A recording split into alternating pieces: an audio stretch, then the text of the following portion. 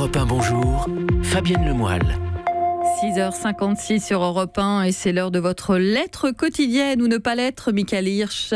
Bonjour. Bonjour Fabienne. Et bonjour aujourd'hui, Michael, vous avez décidé d'écrire au chien du président de la République. Et oui, Nemo vient d'uriner dans un salon de l'Élysée en pleine interview de son maître. Absolument, Fabienne. Alors, cher Nemo, toi, le chien du président, toi, mon nouvel héros.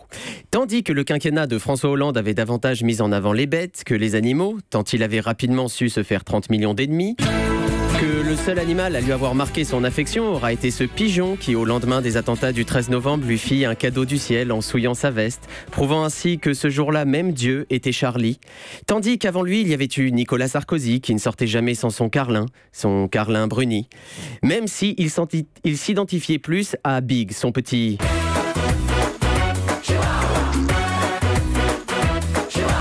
Toi, Nemo, tu n'étais jusqu'ici pour le grand public que le lointain successeur du cavalier King Charles de Gaulle et le modeste homologue du Barack Obama.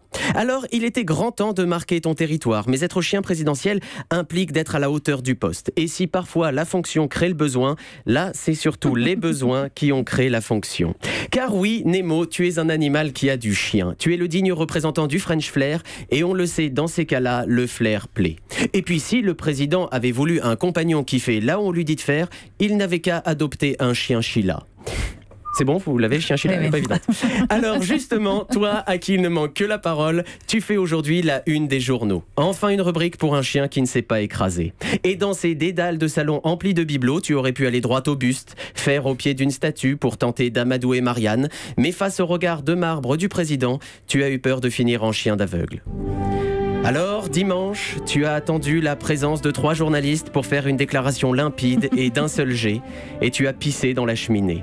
Et en un geste trivial et sans doute mal compris, tu as résumé magistralement la pensée de ton maître. On peut atteindre tous les foyers grâce à la théorie du ruissellement. Tendrement, Michael. Allez, on la timbre à la poste avec une belle enveloppe palais de l'Élysée. Europe